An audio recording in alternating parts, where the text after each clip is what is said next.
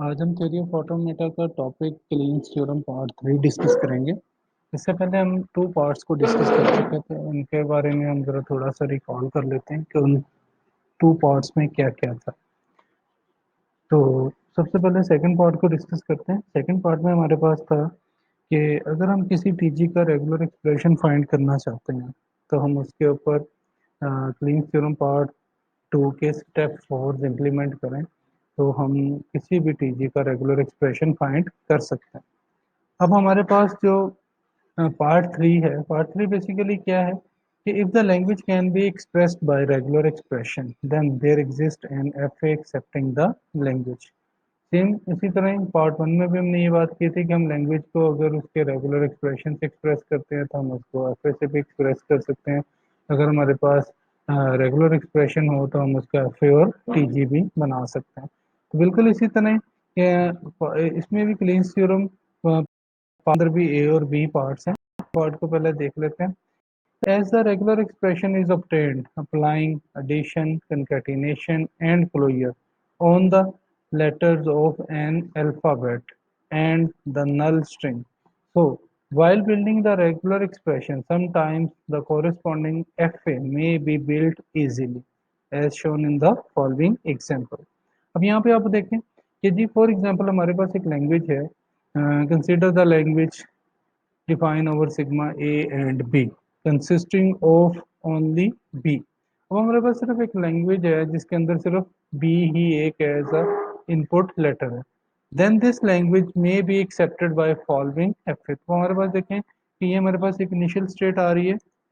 इस initial state से अब हमारे पास देखें कि जी इनिशियल स्टेट आ रही है, इनिशियल से हमारे पास सिर्फ क्या है, हमारे पास कंडीशन क्या है, कंसिस्टिंग ऑफ ओनली बी। तो हमारे पास यहाँ देखें इनिशियल से अगर बी की ट्रांजिशन होती है तो डेफिनेटली ये कहाँ पे जाएगी, फाइनल स्टेट पे जाएगी। अब ओनली बी का मतलब क्या है कि बी के अलावा कोई भी लेटर फाइनल स्टेट पे मूव नहीं करेगा। तो आप यहाँ पे देखें कि जी ए है तो definitely non final state A की तरफ मूव कर रहा है। तो इसी तरह ही फाइनल स्टेट की अपनी भी टू ट्रांजिशंस कहाँ पे मूव कर रही हैं, आपकी नॉन फाइनल स्टेट की तरफ। और नॉन फाइनल की भी ए बी की ट्रांजिशन नॉन फाइनल स्टेट की तरफ है। यहाँ से ये पार्ट जो है वो कहता है कि जी अगर हमारे पास कोई रेगुलर एक्सप्रेशन आता है तो उससे जो कॉरेस्पॉन्डिंग एफ ए बनाना है वो इजी हो सकता है। Which shows that this F A helps in building an F A accepting only one letter. तो वन लेटर आपके पास क्या है, बी आ रहा है। बिल्कुल इसी तरह एक और एग्जांपल देख लेते हैं। Consider the language define over sigma A and B consisting of only null string. अब हमारे पास देखेंगे नल स्ट्रिंग की प्रैक्टिस कर चुके हैं कि नल का मतलब होता है कि इन इनपुट लेटर में से कोई भी लेटर उस लैंग्वेज का पार्ट नहीं होगा। तो इसका मतलब क्या है, neither A nor B, just null ही एक्सेप्ट होगा। Then this language be accepted by following F. तो अब यहाँ पे देखें कि हमारे पास स्टेट है जो इनिशियल भी है और फाइनल भी है। तो यहाँ पे इसका मतलब है बाय डिफॉल्ट हमारे पास नल की ट्रांजिशन हो रही है, क्योंकि ये से अगर ये इनिशियल स्टेट है तो यहाँ से ए बी की ट्रांजिशन हमारे पास कहाँ जा रही है, किसी नॉन फाइनल स्टेट की तरफ जा रही है। तो फॉर एग्जांपल अगर हम इसका नाम टू रख लेते हैं तो जी हमारे पास जो ए और बी है ये टू की तरफ ट्रांजिट कर रहे हैं और इस नॉन फाइनल स्टेट की भी ए और बी की ट्रांजिशन नॉन फाइनल स्टेट पे ही है। तो इसका मतलब क्या है जी, इस एफ ए के अंदर हमें ये चीज़ क्लियरली नजर आ रही है कि ये एफ ए सिर्फ नल के अलावा किसी भी स्ट्रिंग को एक्सेप्ट नहीं कर रहा है। इसी तरह ही हम क्लीन थ्योरम पार्ट 3 के बी पार्ट की तरफ चलते हैं। तो as if R1 and R2 are regular expressions then there some concatenation and closure also regular expression। अगर हमारे पास कोई टू रेगुलर एक्सप्रेशन है और हमें ये कंफर्म है कि ये रेगुलर एक्सप्रेशन किसी न किसी लैंग्वेज को एक्सप्रेस कर रहे हैं तो डेफिनेटली हम उनका सम ले लें, हम उनको कंकेटिनेट कर लें, क्लोजर कर लें, also regular expression.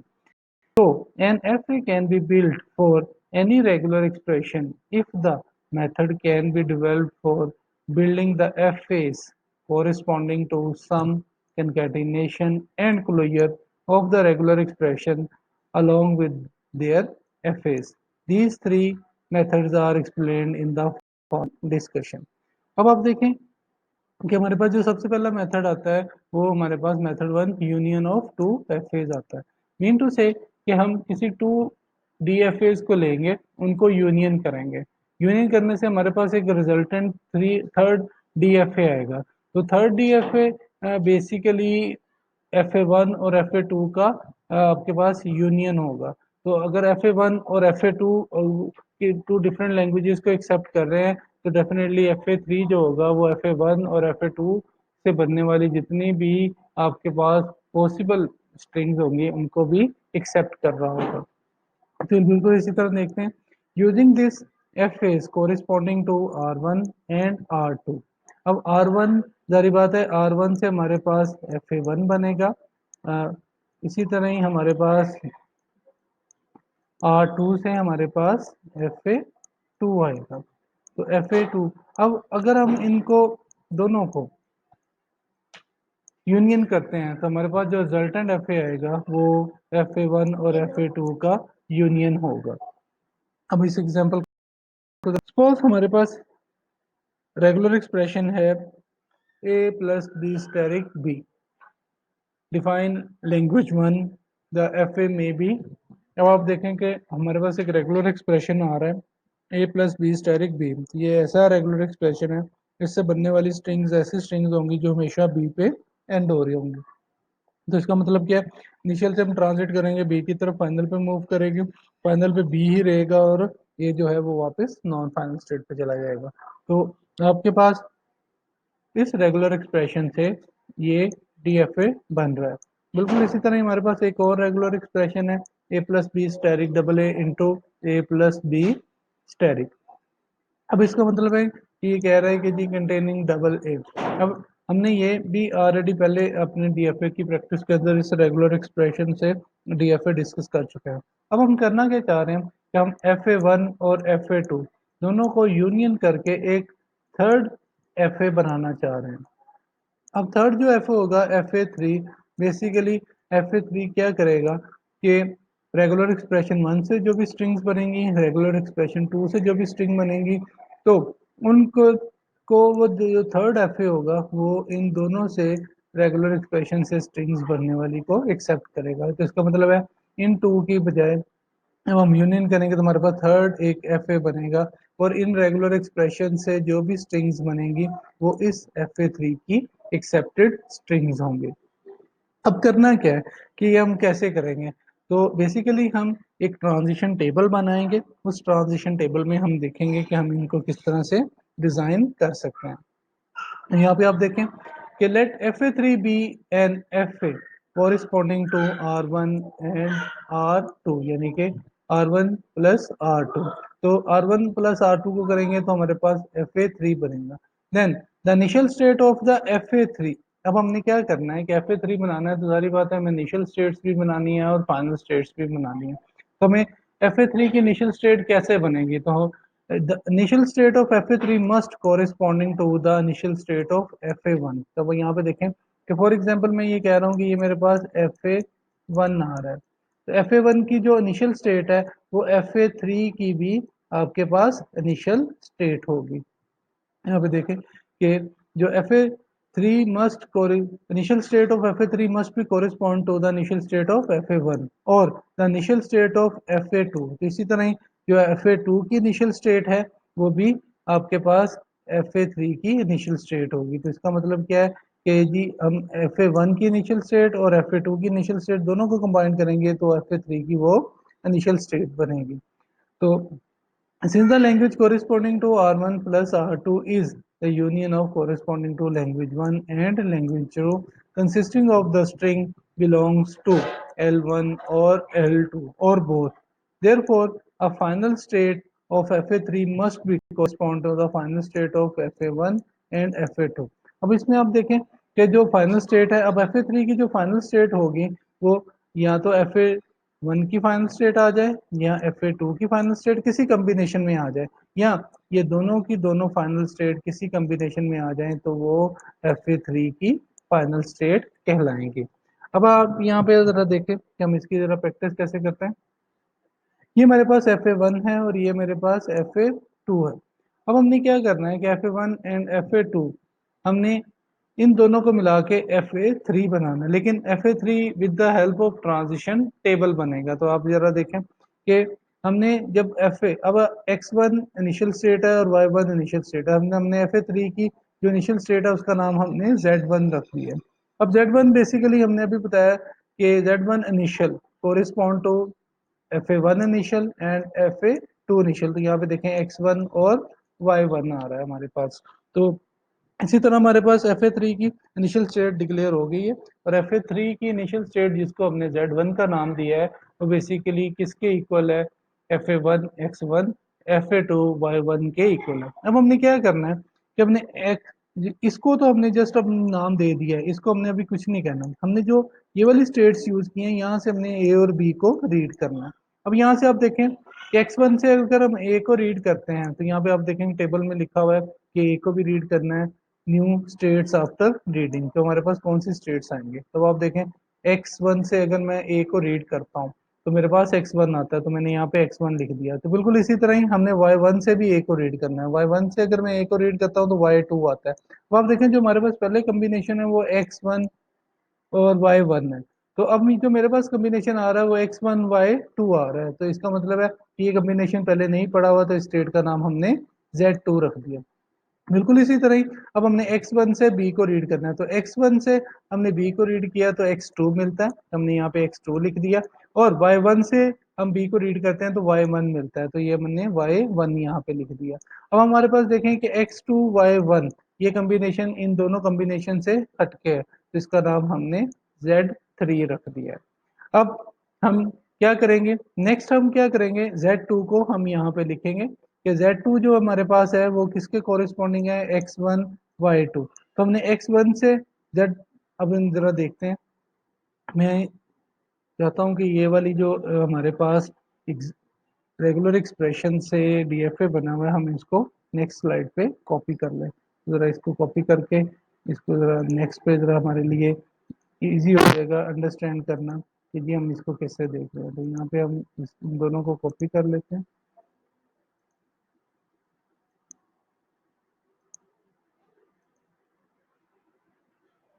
Next slide के ऊपर। तो नेक्स्ट स्लाइड के ऊपर हमारे पास, तो ये ज़रा मुश्किल हो जाएगा, हर दफ़ा प्रीवियस स्लाइड्स पे देखना पड़ेगा। तो इसको हम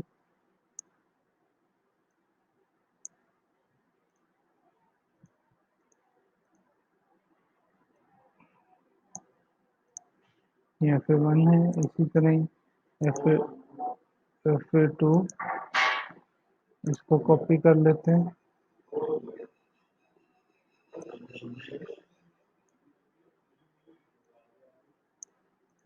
हमने इन दोनों को कॉपी कर लिया। अब ज़रा हमें स्टेट्स को यहाँ से रीड करना इजी हो जाएगा। अब यहाँ पे देखें, हम Z1 को तो रीड कर चुके हैं। अब Z1 को अगर हमने रीड कर लिया है तो अब हम देखेंगे कि अब हमारे पास जो नई स्टेट्स आई थी वो आई थी Z2, हमारे पास नई स्टेट आई थी। अब देखें Z2 हम कॉम्बिनेशन यहाँ पे लिखेंगे, Z1 देखें कॉरिस्पॉन्डिंग किसके है, x1 y2 के। तो Z2 हमारे पास कॉरिस्पॉन्डिंग है x1 y2 के। तो बिल्कुल इसी तरह ही हमने जैसे प्रीवियस किया था, तो हमने x1 से a को रीड किया। तो यहाँ पे देखें x1 से हम a को रीड करते हैं, x1 से अगर हमने a को रीड किया तो हमें क्या मिल रहा है, x1 ही मिल रहा है। तो आप देखें यहाँ पे हमें x1 मिल रहा है। और ये बिल्कुल इसी तरह ही अब आपने देखना है y2, तो y2 यहाँ पे हमारे पास है। तो y2 से हमने ये हमारे पास यहाँ पे लिख लेते हैं, ये फाइनल स्टेट है। इसी तरह ये जरा प्लस नजर नहीं आ रहा, तो ये भी फाइनल स्टेट है। तो आप देखें y2 से हमने a को रीड किया, तो y2 से हम a को रीड करते हैं तो y3 मिलता है। तो ये अब आप देखें x1 y3 हमारे प्रीवियस कॉम्बिनेशन में भी कहीं नहीं है, और नेक्स्ट हमारे पास ये नया कॉम्बिनेशन आ गया, तो इसलिए हमने इसका नाम Z4 रख दिया। अब आप देखें कि ये जो हमारे पास स्टेट बनी है x1 y3, अब y3 बेसिकली हमने अभी बात की है कि जब भी हम यूनियन करेंगे तो हम फाइनल स्टेट कौन सी स्टेट कहेंगे, ऐसी स्टेट जिसमें Fa1 की फाइनल स्टेट आ जाए, या x2 आ जाए, या y3 आ जाए, या ये दोनों इकट्ठी आ जाए, तो वो आपके Fa3 की फाइनल स्टेट होंगे। तो इस कॉम्बिनेशन में आप देखें कि Fa2 की फाइनल स्टेट y3 आ रही है, तो इसका मतलब है Z4 जो है वो हमारे पास यहाँ पे आप देखें कि हमने डिक्लेयर किया कि ये हमारे पास फाइनल स्टेट है। इसी तरह ही हमने अब देखना है कि x1 से हमने b को रीड करना है, क्योंकि यहाँ पे b है तो x1 से हमने b को रीड किया तो हमारे पास x2 आ रहा है, और इसी तरह हमने y2 से b को रीड किया तो देखें वापस y1 की तरफ जा रहा है, तो ये y1 है। अब देखें x2 y1 हमारे पास ऑलरेडी कॉम्बिनेशन है, यहाँ पे आप देखें x2 y1 हमारे पास ऑलरेडी कॉम्बिनेशन है, तो हमें ये सेम नेम ही यूज करना पड़ेगा क्योंकि ये ऑलरेडी कॉम्बिनेशन एग्जिस्ट कर रहा है, तो ये हमारे पास Z3 आ गया। अब हमारे पास Z2 के बाद हमने ये वाला कॉम्बिनेशन उठा के यहाँ पे लिखना है। अब आप देखें कि Z2 हमने यहाँ पे भी देखें कि Z जो हमारे पास 3 थी ये भी फाइनल स्टेट थी, क्योंकि इसमें x2 कॉम्बिनेशन आ रहा था, तो ये हमारे पास फाइनल स्टेट है। तो अब आप देखें Z3 हमारे पास फाइनल स्टेट आ रही है। इस Z3 फाइनल स्टेट के अंदर हमने ये देखना है कि जी कौन कौन से कॉम्बिनेशन है, तो x2 y1 हमने यहाँ पे लिखा।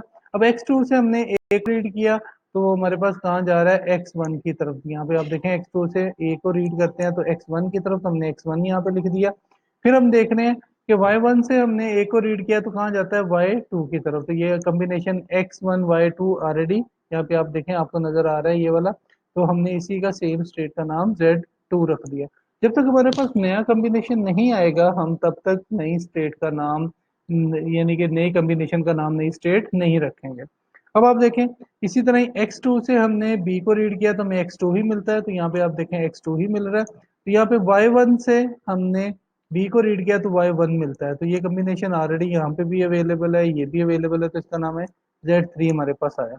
अब हमारे पास नेक्स्ट जो कॉम्बिनेशन है वो हमारे पास ये वाला आएगा, क्योंकि Z3 तक हम जो कर चुके हैं। अब Z4 कॉरिस्पॉन्डिंग किसके है, Z4 बेसिकली आपके पास फाइनल स्टेट है, क्योंकि Y3 इसमें आ रहा है, क्योंकि Y3 यहाँ पे आप देखें FA2 के अंदर फाइनल स्टेट है। अब x1 y3, x1 से हमने a को रीड किया तो हमें x1 नहीं मिलता है, तो x1 मिल रहा है। y3 से हमने a को रीड किया तो हमें y3 भी मिलता है, तो इसका मतलब है ये सेम x1 y3 ही मिलेगा। तो इसका मतलब है कि यहाँ पे x1 y3 के ऊपर a का हमारे पास लूप लग रहा है, जो सेल्फ हमें Z4 ही दे रहा है। इसी तरह ही x1 से हमने b को रीड किया तो हमें x2 मिलता है, तो हमने x2 लिख दिया। और देखें y3 से हमें b मिलता है तो y3 ही मिलता है, तो y3। अब आप देखें ये हमारा ऐसा कॉम्बिनेशन है जिसमें FA1 की भी फाइनल स्टेट आ रही है, FA2 की भी फाइनल स्टेट आ रही है, इसका मतलब है कि Z5 हमारे पास फाइनल स्टेट होगी। अब नया कॉम्बिनेशन हमारे पास अभी तक क्या बना है, Z5, तो Z5 हमने यहाँ पे लिख दिया, Z5 फाइनल किसके कोरिस्पॉन्डिंग है, x2 y3 के। अब आप देखें कि जी x2 से हमने a को रीड किया तो x1 मिलता है, तो हमने x1 यहाँ पे लिख दिया, सॉरी x1 यहाँ पे लिख दिया। अब y हमारे पास 3 से a या b किसी को भी रीड करे y3 ही मिलता है, तो y3 है, तो x1 y3 हमारे पास ऑलरेडी कॉम्बिनेशन अवेलेबल है, तो हमने इसका नाम भी Z4 रख दिया। इसी तरह ही हमारे पास देखें x2 से हमने b को रीड किया तो x2 मिलता है, तो x2 लिख दिया। y3 से हमने b को रीड किया तो y3 ही मिलता है, तो y3, तो ये कॉम्बिनेशन ऑलरेडी हमारे पास है, तो हमने इसको बिल्कुल इसी तरह ही लिख दिया। अब आप देखें कि हमारे पास कोई भी नया कॉम्बिनेशन नहीं आया। ये Z6 बेसिकली अगर कोई नई स्टेट्स का कॉम्बिनेशन आता तो हमने उसको लिखना था, तो अब हमारे पास नया कॉम्बिनेशन नहीं आया। अब हमने क्या करना है, हमने इन स्टेट्स के अगेंस्ट इनको रीड करके एक नया DFA3 डिजाइन करना है, FA3 डिजाइन करना है। तो ये नेक्स्ट हमारे पास डिजाइन है, तो मैं जरा यहाँ पे आपको समझा देता हूँ कि ये हमारे पास किस तरह से डिजाइन होगा। तो अब आप देखें कि हमारे पास जो प्रीवियस था Z1 इनिशियल, तो हमने यहाँ पे मैं लिख लेता हूँ Z1 इनिशियल, ठीक है। Z1 इनिशियल हमारे पास, अब Z1 से हमने, अब देखें Z1 से हमने a को रीड किया तो हमें क्या मिलता है, Z2 मिलता है। तो हम जरा इसको मैप कर लेते हैं कि Z1 से अगर मैं a को रीड करता हूँ तो हमें Z2 मिलता है, ठीक है। इसी तरह ही हमने प्रीवियस देखना है, Z1 से हमने b को रीड किया तो हमें क्या मिलता है, Z3 मिलता है। तो Z1 से मैं अगर यहाँ पे b को रीड करूँ तो हमें क्या मिलता है, Z3 मिलता है, ठीक है। अब हमने इसी तरह ही Z3 से Z2 से हमने a को रीड किया तो हमें Z2 से अगर मैं ये कहूँ कि हमने a को रीड किया तो हमें क्या मिल रहा है, Z4 मिल रहा है। अब आप देखें कि Z2 जो था वो हमारे पास यहाँ पे हमारे पास नॉन फाइनल स्टेट थी, Z3 हमारे फाइनल स्टेट थी, तो फाइनल Z2 से अगर हम ए को रीड करते हैं तो हमें क्या मिलता है, Z4 मिलता है। तो Z4 हमारे पास फाइनल स्टेट है, तो हमने इसको भी यहाँ पे लिख लिया। इसी तरह ही हमारे पास Z2 से B को रीड किया, Z2 से B को रीड किया तो हमें क्या मिलता है, Z3 मिलता है। तो हमने बिल्कुल इसी के एंगेज्ड हमने ये सारा मैप किया है। अब हम क्या करते हैं कि जी हम इसको नेक्स्ट स्लाइड के ऊपर इस ट्रांजिशन टेबल का डीएफए गिवन है, तो हम इसको अब आप देखें कि ये Z1 से A को रीड किया तो Z2 मिलता है, Z1 से B को रीड किया तो Z3 मिलता है। इसी तरह ही आप देखें Z2 से A को रीड किया तो Z4, Z2 से A को रीड किया तो हम Z4 पे जाते हैं। फिर आप देखें Z2 से B को रीड किया तो Z3 पे, Z2 से B को रीड किया तो Z3 पे। फिर इसी तरह ही आप देखें Z3 से A को रीड किया तो Z2 पे, Z3 से A को रीड किया तो Z2 पे।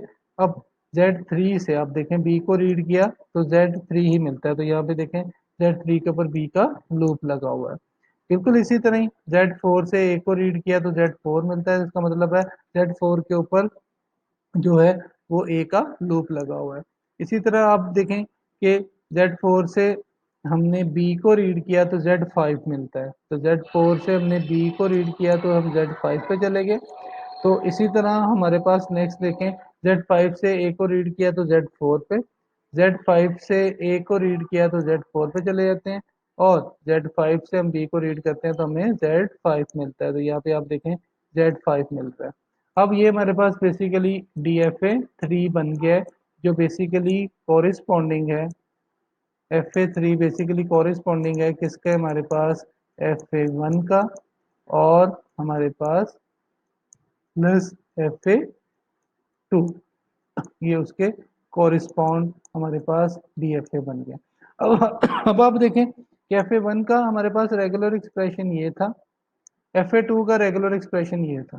अब हम इनमें से कोई भी स्ट्रिंग बनाएं, लाइक मैं कहता हूं कि सिंपल जो बी है, क्योंकि अगर ए प्लस बी स्टेरिक अगर इसको नल रख लिया जाए तो सिंपल बी जो है ये एक्सेप्ट होना चाहिए। तो अब आप देखें इनिशियल स्टेट से बी को रीड करते हैं तो ये फाइनल स्टेट की तरफ जाता है। बिल्कुल इसी तरह ही अगर इसको इनिशियल को मैं नल रख लूँ, इसको मैं नल रख लूँ, तो मेरे पास जो स्ट्रिंग बचती है वो डबल ए बचती है, तो डबल ए एक्सेप्ट होना चाहिए। तो यहाँ पे आप देखें Z1 इनिशियल से ए को रीड किया तो हम Z2 पे चले जाते हैं, Z2 से हम ए को रीड करते हैं तो हम फाइनल पे चले जाते हैं। अब इनके जितना मर्जी आप इनको दोनों को मिक्स कर लें, फॉर एग्जाम्पल ये तो मैंने लहदा लहदा किया, अब मैं कहता हूँ जी बी डबल ए, मैं इन दोनों को इकट्ठा कर देता हूँ कि बी यहाँ से ले लेता हूँ और प्लस है तो डबल ए यहाँ से। अब बी डबल ए स्ट्रिंग क्या DFA3 की एक्सेप्टेड स्ट्रिंग है, तो अब आप देखें कि हमारे पास बी आया तो ये किसी फाइनल स्टेट पे चला गया, ए आया तो नॉन फाइनल पे, इसके बाद अगर उसको ए मिलता है तो देखें यहाँ पे वो फाइनल स्टेट पे चला गया। अब इसका मतलब क्या है कि FA3 हमारे पास बेसिकली FA1 और FA2 का यूनियन है, कि जो FA1 रेगुलर एक्सप्रेशन ये वाला एक्सेप्ट कर रहा है, FA2 ये वाले रेगुलर एक्सप्रेशन को। तो अगर हम इन दोनों रेगुलर एक्सप्रेशन से कोई भी स्ट्रिंग बनाए तो वो हमारे FA3 की एक्सेप्टेड स्ट्रिंग्स होंगी। तो हम ये कहना चाह रहे हैं कि हमने टू FAs को मर्ज करके with the help of union हमने एक तीसरा FA डिजाइन किया है, जो FA1 की भी और FA2 की जितनी पॉसिबल स्ट्रिंग्स थी उनको एक्सेप्ट कर रहा है। तो ये यूनियन मेथड है। मैं यूनियन मेथड आपके साथ दोबारा डिस्कस कर लेता हूँ कि हमने जब FA3 बनाना है तो उसकी इनिशियल स्टेट और उसकी फाइनल स्टेट कैसे बनेगी। तो FA3 यूनियन मेथड में FA3 की जो इनिशियल स्टेट होगी वो FA1 की इनिशियल स्टेट और FA2 की इनिशियल स्टेट के इक्वल होगी। जैसे हमने कहा था Z1 initial is equal to X1 initial Y1 initial, तो बिल्कुल इसी तरह जब हम बात करेंगे फाइनल स्टेट FA3 की कौन सी होगी, या तो FA1 की फाइनल स्टेट आ जाए या FA2 की फाइनल स्टेट आ जाए, या दोनों फाइनल स्टेट इकट्ठी किसी कॉम्बिनेशन में आ जाए, तो वो जो रिजल्टेंट हमारे पास स्टेट आएगी वो फाइनल स्टेट कहलाएगी। तो हमने बिल्कुल इसी तरह प्रीवियस प्रैक्टिस में देखा कि यहाँ पे अब आप देखें कि जिस कॉम्बिनेशन में X2 आ रहा है वो भी फाइनल स्टेट है, जिस कॉम्बिनेशन में Y3 आ रहा है वो भी फाइनल स्टेट है, जिस कॉम्बिनेशन में ये दोनों इकट्ठी आ रही हैं ये भी फाइनल स्टेट है। तो ये हमारे पास क्लीज थ्योरम पार्ट थ्री का जो हमारे पास बी पार्ट है उसका फर्स्ट मेथड था कि यूनियन ऑफ टू डीएफएस हम किस तरह से कर सकते हैं। ठीक है, तो अगर कोई क्वेरी है तो इंशाल्लाह हम नेक्स्ट भी इसको डिस्कस करेंगे। अब नेक्स्ट जो है हमारे पास, इसकी एक और एक प्रैक्टिस करके देखते हैं। तो मेरी ये कोशिश होगी कि आपको ये थोड़ा सा बताया जाए कि जी आपने इसको किस तरह से करना है। तो आप अपने तौर पे कोई दो टू डीएफएस लें, उनको आप बिल्कुल इसी मेथड के जरिए से यूनियन वाला मेथड इम्प्लीमेंट करके देखें। ट्रांजिशन टेबल बनाएंगे, ट्रांजिशन टेबल में हमारे पास लेफ्ट साइड पे स्टेट्स आएंगी जो न्यू स्टेट्स होंगी, और हमारे पास ऊपर टू कॉलम्स आएंगे। फर्स्ट कॉलम पे हम ए लिखेंगे, सेकंड कॉलम पे हम बी लिखेंगे। बिल्कुल इसी तरह यहाँ पे देखें जैसे ए लिखा है और बी लिखा है, तो हम उन्हीं प्रीवियस स्टेट से उनको रीड करेंगे और जो हमारे पास कम्बिनेशन आएगा उस कम्बिनेशन को हम स्टेट्स के नाम देंगे, जैसे हमने यहाँ पे ये नाम दे रखे हैं। यहाँ पे हमारे पास ये रिजल्टेंट हमारे पास डीएफए बन चुका है। अब हम देखते हैं कि मजीद इसका एक नोट पढ़ लेते हैं। नोट क्या है? It may be noted that in the previous example, FA1 contains two states while FA2 contain three states। तो हमारे पास देखें कि FA1 में हमारे पास कितनी स्टेट्स थी? FA1 में हमारे पास टू स्टेट्स थी, यहाँ पे आप देखें, और FA3 में हमारे पास कितनी स्टेट्स आ रही हैं? थ्री स्टेट्स आ रही है। तो hence the total number of possible combination of states of FA1 and FA2 in sequence will be 6। तो यहाँ पे हमारे पास देखें जो रिजल्टेंट है Z1 से लेके हमने Z5 तक 1 2 3 4 5, तो हमारे पास जो बेसिक जो कम्बिनेशन है वो कितने आ रहे हैं हमारे पास? Will be 6 for each combination. अब हमारे पास सॉरी यहाँ पे हमारे पास 5 आ रहे हैं, तो यहाँ पे गलती से 6 लिखा गया, तो इसको जरा थोड़ा सा भी करेक्ट कर लेते हैं।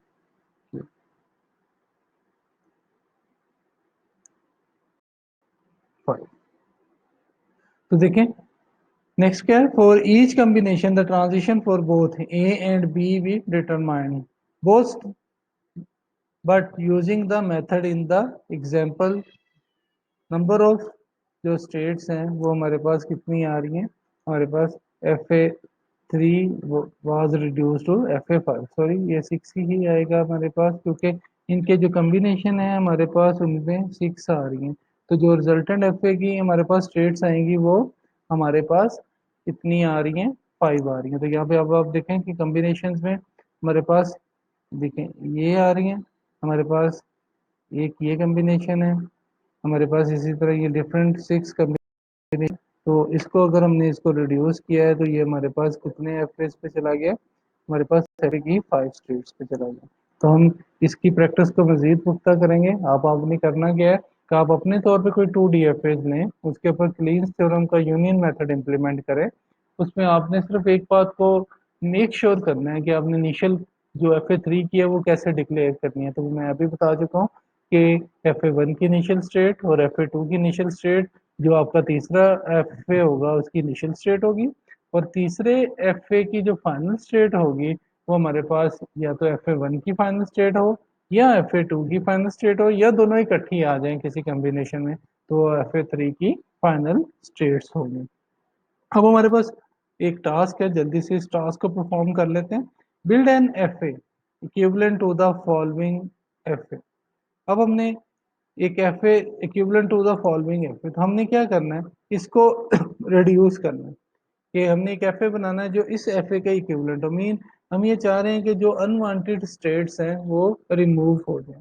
तो रिमूव हो जाएं तो हमारे पास यानी कि रेगुलर एक्सप्रेशन 1 से जो स्ट्रिंग बन रही हैं, रेगुलर एक्सप्रेशन 2 से जो स्ट्रिंग्स बन रही हैं, वो हमारे पास स्ट्रिंग्स उस जो हमारे पास नया FA होगा जो इसका कोरिस्पॉन्ड बनेगा। यानी कि ये तो हमने FA बना लिया, अब हम चाह रहे हैं इसको मजीद हम थोड़ा सा रिड्यूस कर लें, इसकी स्टेट्स कम कर लें। लेकिन स्टेट कम करने से हमारे पास कोई ऐसी एम्बिग्युइटी ना आए कि जी ये ना हो कि जी FA1 से जो स्ट्रिंग एक्सेप्ट हो रही थी वो यहाँ एक्सेप्ट ना हो, यानी कि यहाँ हम ये कह लें कि रेगुलर एक्सप्रेशन 1 से जो स्ट्रिंग्स थी वो यहाँ पे एक्सेप्ट नहीं हो रही है, या रेगुलर 2 से जो स्ट्रिंग्स बन रही हैं वो यहाँ पे एक्सेप्ट नहीं होनी। तो एक्सेप्ट होनी चाहिए, लेकिन हम चाह रहे हैं कि हम DFA को कुछ इस तरह से डिज़ाइन करें कि इसकी स्टेट्स कम हो जाएं लेकिन इसकी जो फंक्शनैलिटी है, इसकी जो एक्सेप्टेंस है रेगुलर एक्सप्रेशन से स्ट्रिंग्स की, वो इस पे यानी कि कोई फर्क ना पड़े। तो हम जरा देखते हैं कि वो कैसे होगा।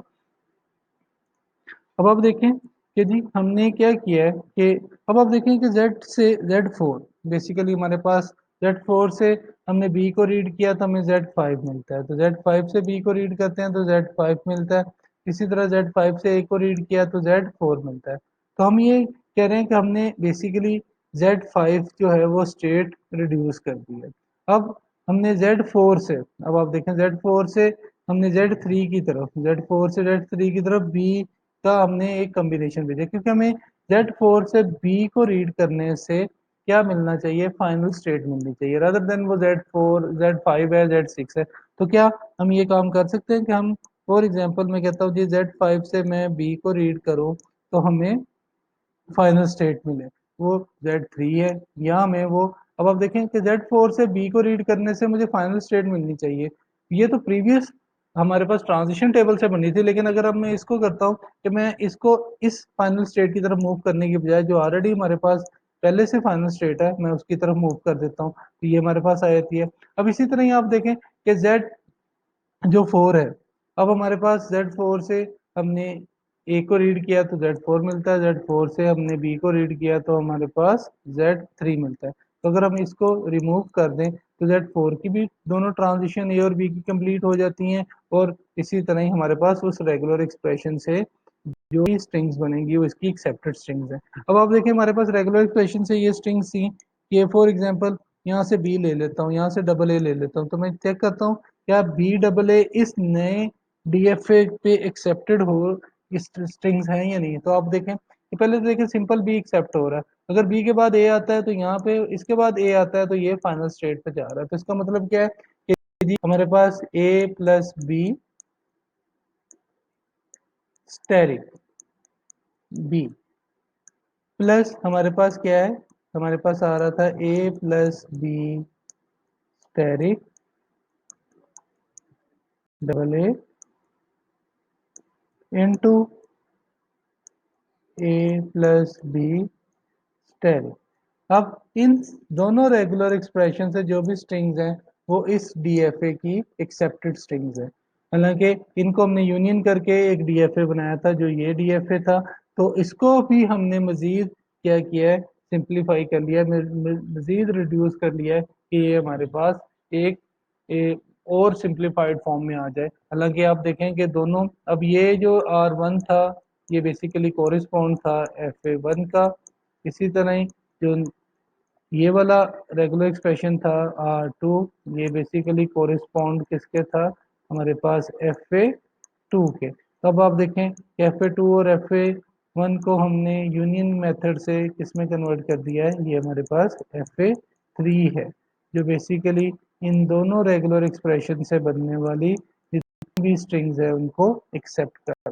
तो इंशाल्लाह नेक्स्ट हम लीन्स थ्योरम पार्ट 3 का कंकैटिनेशन मेथड और हम क्लोजर मेथड डिस्कस करेंगे। इसके साथ साथ एक और मेथड भी है कि अगर हम यूनियन कंकैटिनेशन और क्लोजर से हटके लैंग्वेजेस को हम इंटरसेक्शन पे ले जाएं, यानी कि हम उनके कम्प्लीमेंट्स की बात करें तो क्या कम्प्लीमेंट्स के लैंग्वेजेस से जो रेगुलर एक्सप्रेशन से जो डीएफए बनते हैं उससे, यानी कि कम्प्लीमेंटेड डीएफए से जो थर्ड डीएफए बनेगा क्या वो भी हमारे पास FA1 और FA2 का एक्सेप्टेड स्ट्रिंग्स को एक्सेप्ट कर रहा होगा। तो ये इस प्रैक्टिस को हम इंशाल्लाह नेक्स्ट लेक्चर में देखेंगे। तो नेक्स्ट लेक्चर में हम इंशाल्लाह टू मेथड्स को डिस्कस करेंगे, जिसमें हमारे पास फर्स्ट मेथड जो होगा वो कंकैटिनेशन का होगा कि अगर हम टू डीएफए को कंकैटिनेट करें तो तीसरा जो डीएफए होगा क्या वो FA1 और FA2 की जो एक्सेप्टेड स्ट्रिंग्स है उनको भी एक्सेप्ट करेगा।